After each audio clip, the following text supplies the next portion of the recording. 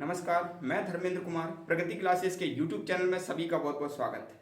बात करेंगे प्राथमिक शिक्षक चयन परीक्षा 2025 का टेस्ट सीरीज क्रमांक 2।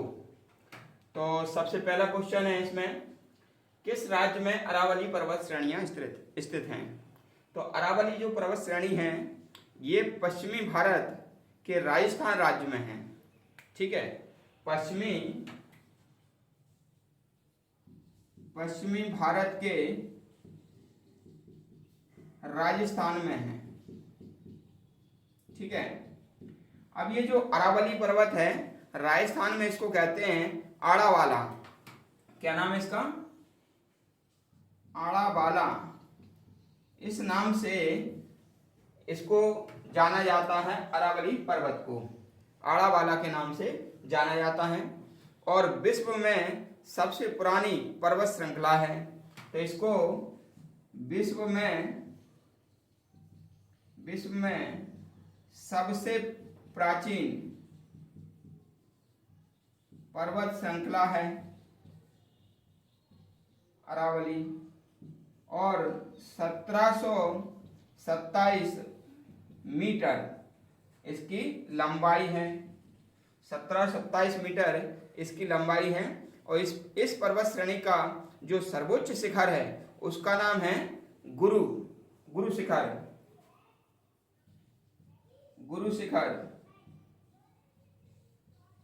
तो ये सर्वोच्च चोटी है ये। ठीक है, और इस चोटी की जो लंबाई है, ठीक है ना, श्रृंखला की, तो ये है। तो गुरु शिखर जो है ना सर्वोच्च चोटी है। और ये पहले माउंट आबू में आती थी। ये जो गुरु शिखर है ये किस में आती थी? माउंट आबू में। अब ये सिरोही जिले में आती है, ये भी लिख लीजिएगा, सिरोही जिले में आती है। ठीक है, तो ये हमारा क्वेश्चन नंबर जो पहला है वो हमने क्लियर किया कि किस राज्य में अरावली पर्वत श्रेणियां हैं। तो अरावली पर्वत श्रेणियां एक तो पश्चिमी भारत के राजस्थान राज्य में है, और वहां राजस्थान में इसको आड़ावाला कहा जाता है। और विश्व में सबसे प्राचीन यानी कि सबसे पुरानी पर्वत श्रृंखला है ये। और इस पर गुरु शिखर है पर्वत चोटी, जो कि सबसे ऊंची पर्वत चोटी है। इसकी लंबाई है इसकी ऊंचाई है 1727 मीटर। और ये है वर्तमान में सिरोही जिले में ये आता है। और यहाँ पर भील जनजाति पाई जाती है। ठीक है, यहाँ पर कौन सी जनजाति पाई जाती है? भील जनजाति पाई जाती है। ठीक है ना, वैसे अपने सबसे बड़ी जो जनजाति है वो भील जनजाति है। ठीक है, वो यहाँ पर पाई जाती है। तो ये हमारा पहला क्वेश्चन जो है ना क्लियर हुआ। वर्ग 3 के हिसाब से काफी महत्वपूर्ण प्रश्न है, और जब इसका मैं एक्सप्लेन करता हूँ तो उसको आप कॉपी में लिखें। काफी इंपॉर्टेंट महत्वपूर्ण ये नॉलेज है जो कि एग्जाम की दृष्टि से प्रासंगिक है। अगला क्वेश्चन देख लेते हैं।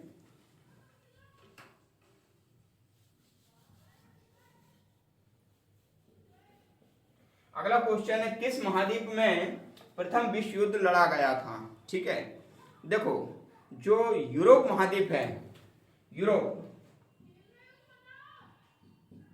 यूरोप महाद्वीप में प्रथम विश्व युद्ध लड़ा गया था।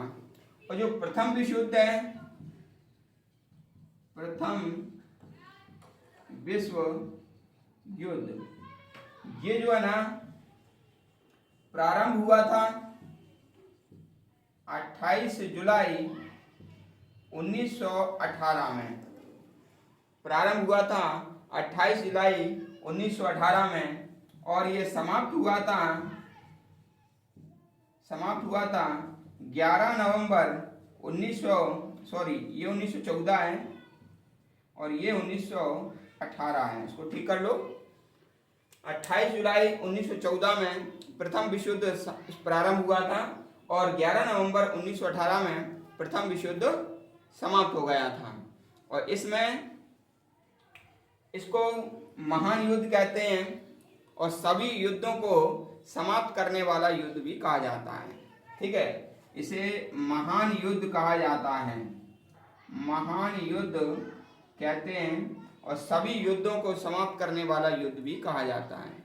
इसमें जो रूस, हंगरी, ऑस्ट्रेलिया मतलब ऑस्ट्रिया है ना, तो इनकी क्या हार हुई थी। इसमें जर्मनी भी शामिल था, तो जर्मनी की भी हार हुई थी, इनका साम्राज्य का पतन हो गया था। दूसरी तरफ जो ब्रिटेन है, फ्रांस है, अमेरिका है, ये देश की विजय हुई थी। ठीक है, तो याद रख लेना जो प्रथम विश्व युद्ध है, फर्स्ट वर्ल्ड वॉर है, ये 28 जुलाई 1914 को प्रारंभ होकर के और 11 नवंबर 1918 को ये समाप्त हुआ।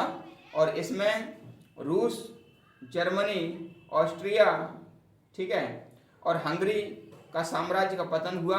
ब्रिटेन, फ्रांस और अमेरिका आदि जो देश हैं वो विजयी हुए और इसको महान युद्ध कहते हैं और सभी युद्धों को समाप्त करने वाला युद्ध भी कहा जाता है। यूरोप में हुआ था ये। ठीक है, और हम किस में रहते हैं, भारत किस में आता है, एशिया में। एशिया को सभ्यता का पालना कहा जाता है। ठीक है, मानव सभ्यता का पालना कहते हैं एशिया के लिए।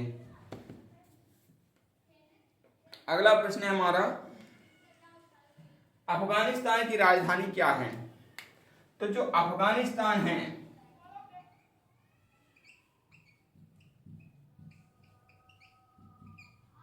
ये हमारा पड़ोसी देश है।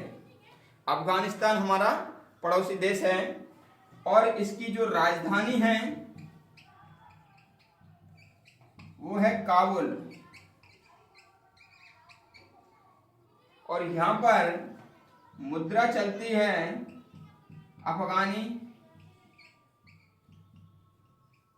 और यहाँ की जो भाषा है वह है पश्तो।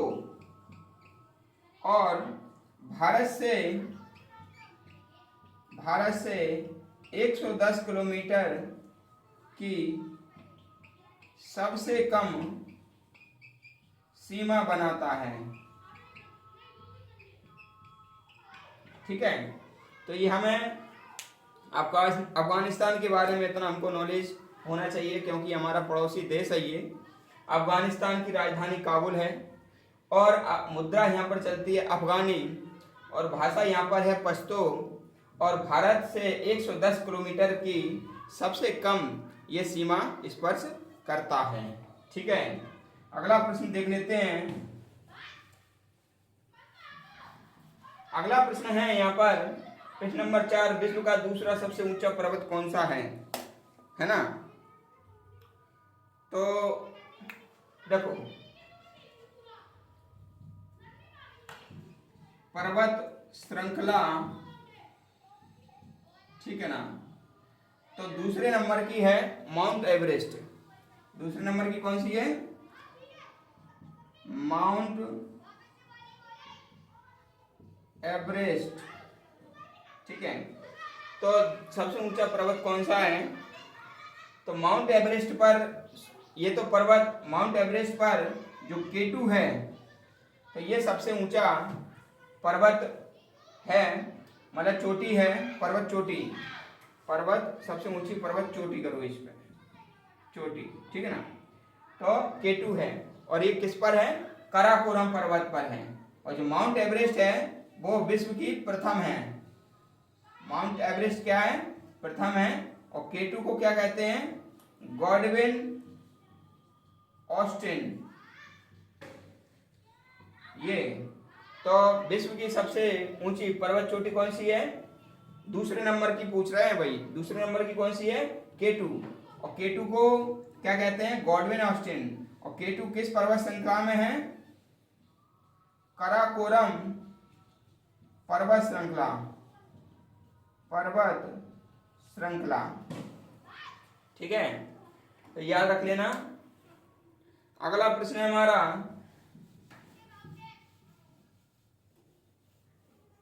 अगला प्रश्न है सबसे ज्यादा चाय उत्पादक देश कौन सा है। तो जो चाय है, चाय का उत्पादन सबसे ज्यादा चीन में होता है और फिर भारत में होता है।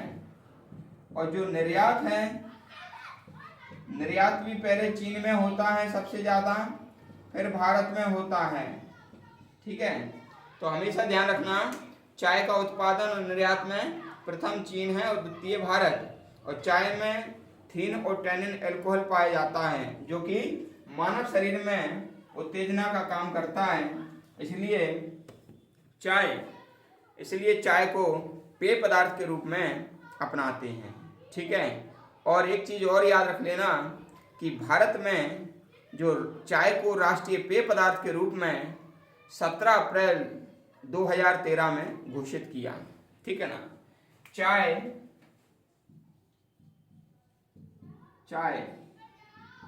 भारत की पेय पदार्थ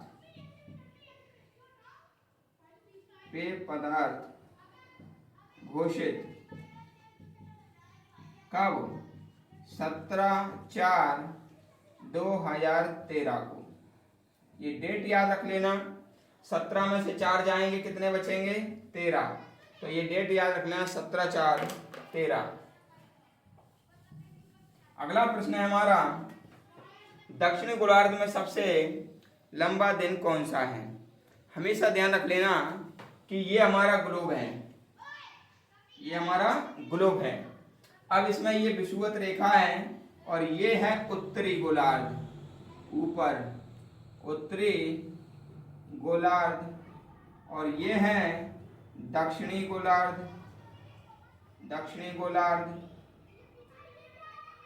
ठीक है, तो यहाँ पर उत्तरी गोलार्ध में भारत है, उत्तरी गोलार्ध में। ठीक है, तो हमेशा ध्यान रखना कि भारत में सबसे बड़ा दिन होता है, 21 जून, और छोटा दिन होता है 22 दिसंबर।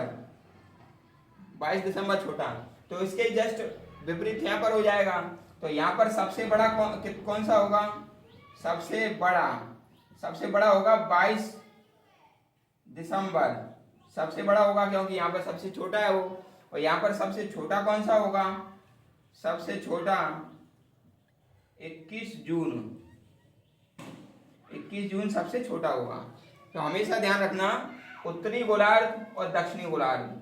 तो उत्तरी गोलार्ध में सबसे छोटा दिन 22 दिसंबर है और दक्षिणी गोलार्ध में सबसे बड़ा दिन 22 दिसंबर है। और उत्तरी गोलार्ध में सबसे बड़ा दिन 21 जून है, तो दक्षिण गोलार्ध में 21 जून सबसे छोटा दिन हो जाएगा।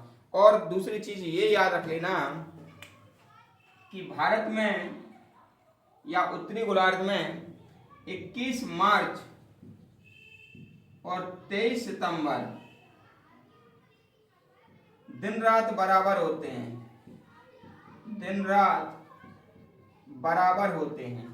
21 मार्च और 23 सितंबर को उत्तरी गोलार्ध में दिन रात बराबर होते हैं। ठीक है, ये याद कर लेना।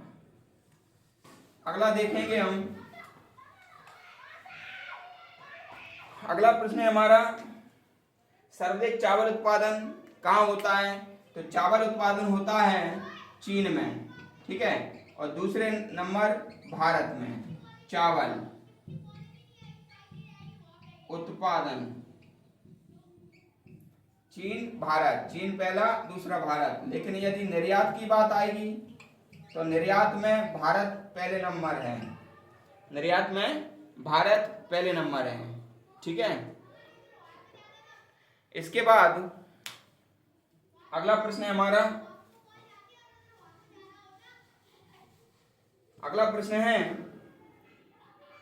भारत के किस पड़ोसी देश में सुंदरबन है?